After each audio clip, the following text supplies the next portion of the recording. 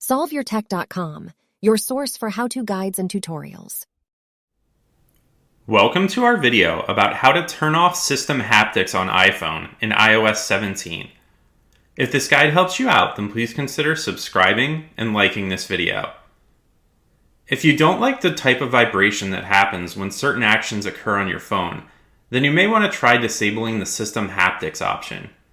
You can do this by opening the Settings app, scrolling down and selecting Sounds and Haptics, and then you can scroll down again to the System Sounds and Haptics menu, and then you can just tap the button to the right of System Haptics to turn it off. Now this isn't going to turn off all of the vibration on the phone, it's just going to turn off the vibration that is classified as haptics. If you would also like to turn off vibration, then you can do this by scrolling down on the Settings menu and selecting the Accessibility option.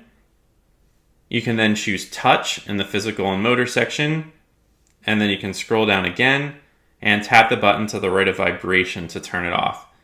So if you've turned off System Haptics and Vibration, then your phone shouldn't do any kind of vibrating when you receive a notification or when something else happens that might trigger a notification like vibration or haptics. Make sure to like this video and subscribe to our channel to see more tech guides like this one.